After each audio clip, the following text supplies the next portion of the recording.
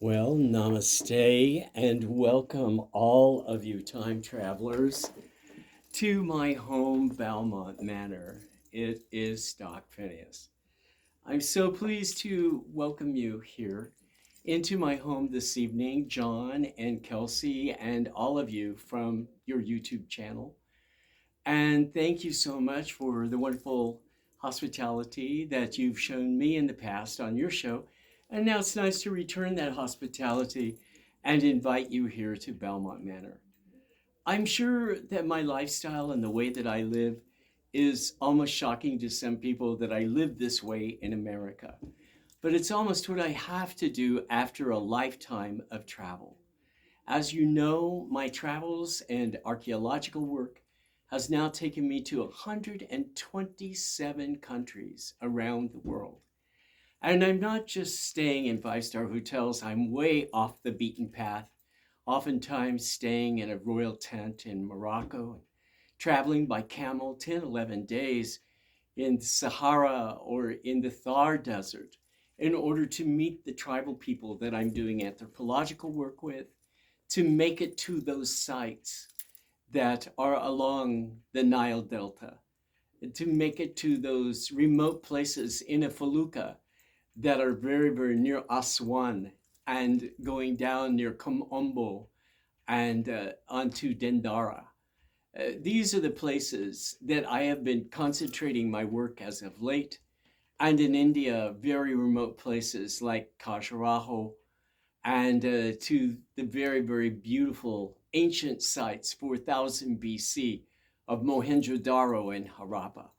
So my whole life has been this extensive travel. I've been doing this since 1968, really since almost like 1960. I started my travels as a young boy under the tutelage of my parents, really seeing the world. And it's continued right up to this day. Here we are 60 years later. I am still circling the globe. I just recently went completely around the world. From pyramid sites in Central America and Mexico like Uxmal, Labna, Edzna, Campeche, Tulum, circling the globe all the way down to Copan and the Mayan sites of Honduras, to Espírito Santos in Brazil, and to Salvador Bahia, Canoa Quebrada, and all the way to Rio de Janeiro, to Foz do Iguaçu. I've been at many, many of these amazing archaeological sites. From Brazil, we went on to Africa, and I extensive travel in North Africa that it took me all the way from Algiers to Tangiers, then to Fez, to Algadar, and all the way to the Atlas Mountains, past Telawet, of course, Marrakesh, and into Timbuktu in Mali, where we went to such amazing archaeological sites that are currently under excavation. And I had the wonderful opportunity of working with some of our world's greatest archaeologists, like Dr. Mendelbaum and the entire crew from Berlin and France. In Egypt, the great opportunity of working with Dr. Zalai Hawass, and we're there at the fantastic, incredible new findings that we're finding in Valley of the Kings, near the King of King Tut, where we actually put these amazing mummies through a CT scanner from Siemens, taking a look and discovering Nefertiti and the family of King Tut. It's been just an amazing journey all my life, this incredible, incredible quest to know, to understand, and to put the pieces of history together in the way that an archaeologist can do it.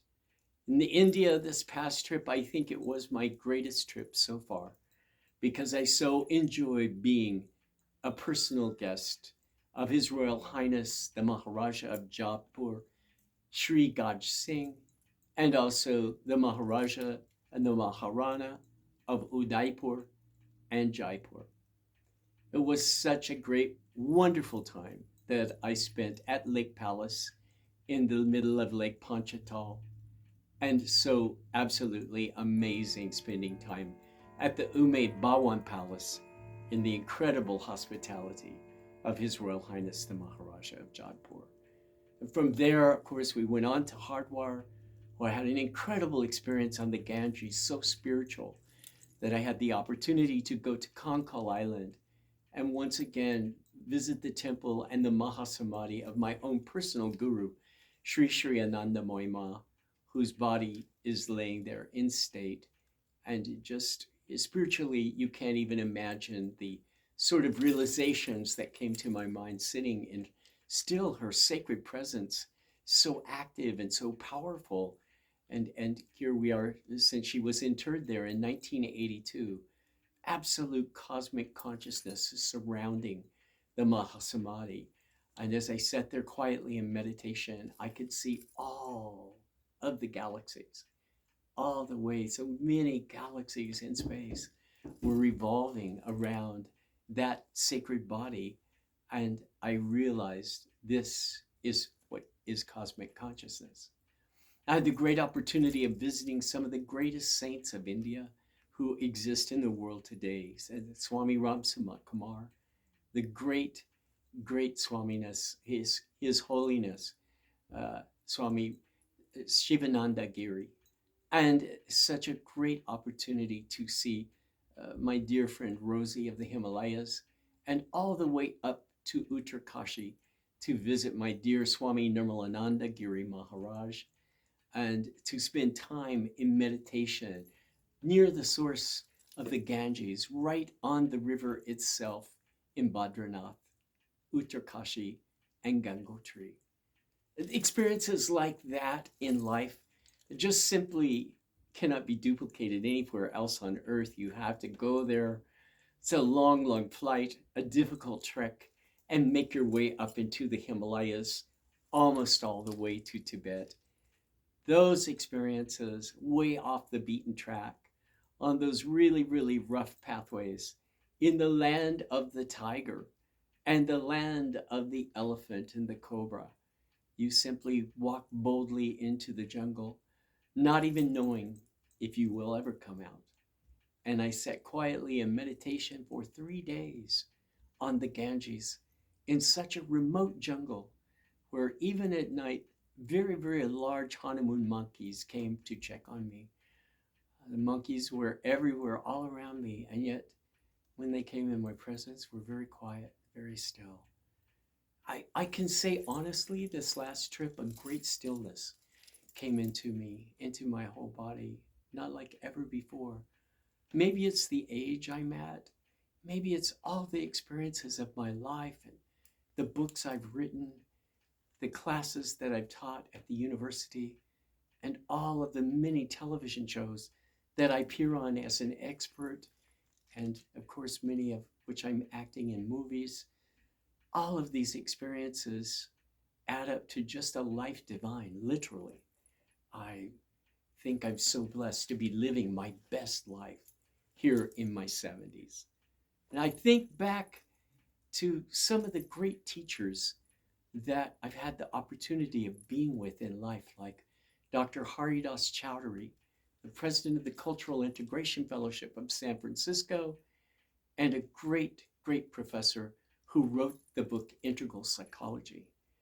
I worked with Professor Edward Kanza of Oxford University, Dr. George L. Hart of Harvard University, and of course, the great, great Sri Jyotish Ram, who came from Berkeley and was one of the main persons guiding me in my education, the opportunity to study Sanskrit there, and so many modalities of philosophy, Sankhya philosophy, the great teachings of Ramanuja, the Tamil Silappatikaram, which I read in Tamil, and translating the Vastu Vidya Shastra from Sanskrit to English for the very first time. These were some of the contributions I tried to make to the realm of knowledge, working with people like Albert Einstein Jr. And at the end of the day, I had studied with 21 Nobel laureates in my education at Berkeley. I feel so very blessed to have gotten an education like that, that has facilitated all the work that I've done at the university here and a continuing inquiry and work still being out there as I approach the age of 75 as a field archaeologist. That is a tremendous blessing to have that kind of life and to have the sort of vitality and energy and great health that it requires to be out in the field like that, and to also still be making movies, making television shows where I do many of my own stunts. That is almost unheard of a person my age. So I guess I could say to all of you who think that life is over at 30, that's simply not true. It's just a number. And you can see me here in my mid 70s, honestly living my best life. I am so pleased at the sort of things that I learned along the way to sustain my life and keep myself healthy so that I could have this rich and wonderful experience here in my 70s.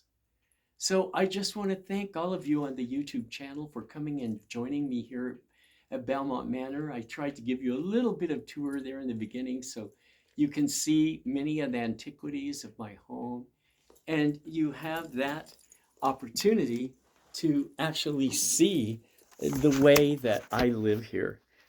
Like someone might live this way, let's say in a beautiful Haveli, that would be in Jaisalmer in the Yhar Desert.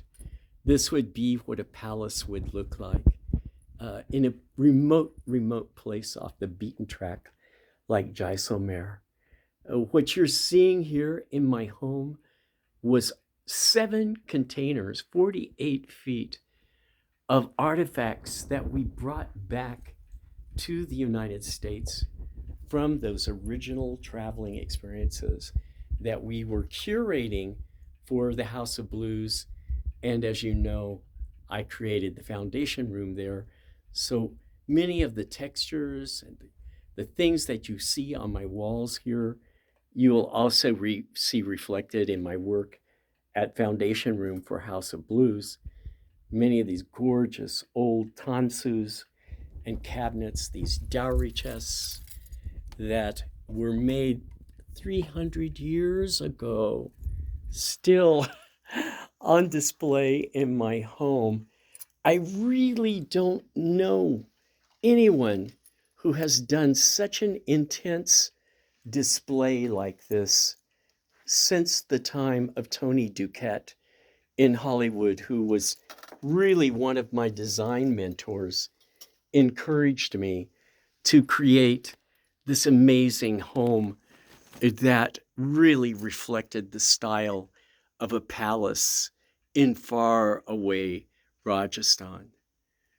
So even when Indian royalty has come to visit me here at Balmonte Manor, some people, the Maharani said to me of Bihar in tears, she said, "My God, Swamiji, your home reminds me so much of my grandparents' home in India. Even today in India, no one lives the way that you live with so much antiques and so many antiquities." So I'm very happy of show and tell to create this environment that people have enjoyed here at Balmonte.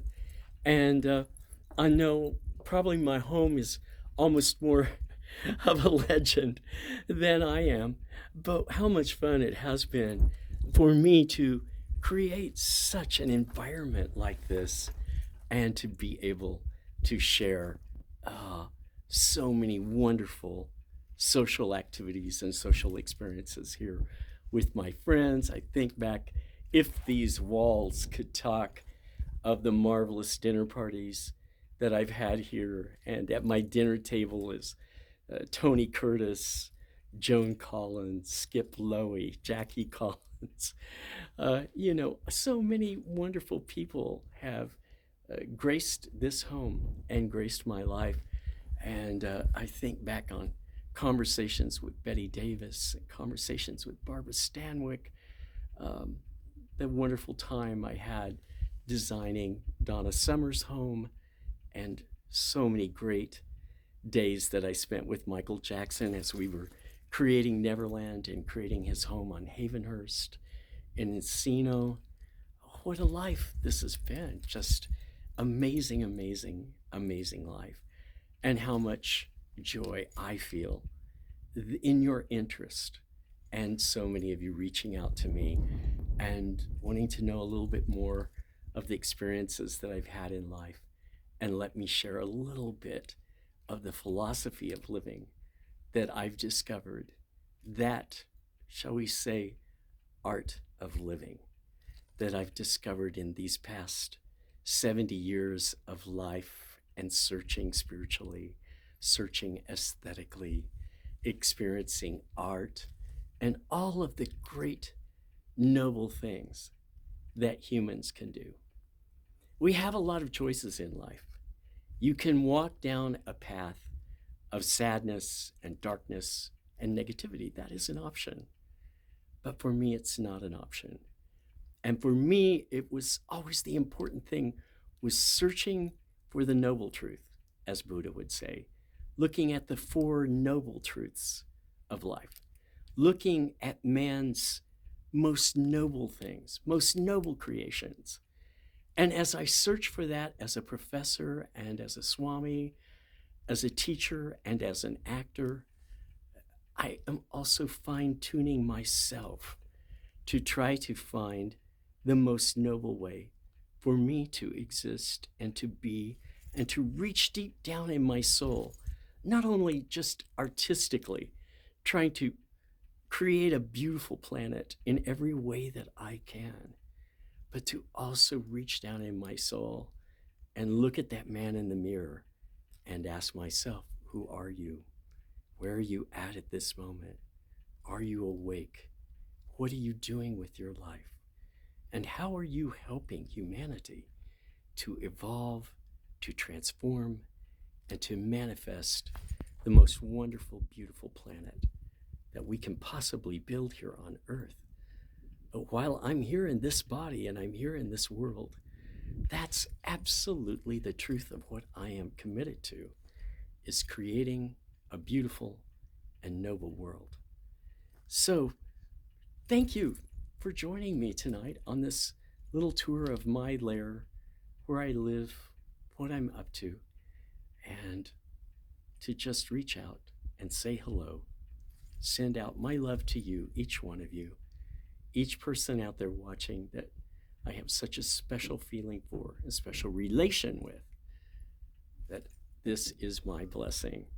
And I hope the same for you, that you have a wonderful, tremendous, productive life. Namaste, and thank you for joining me here on People and Legacies.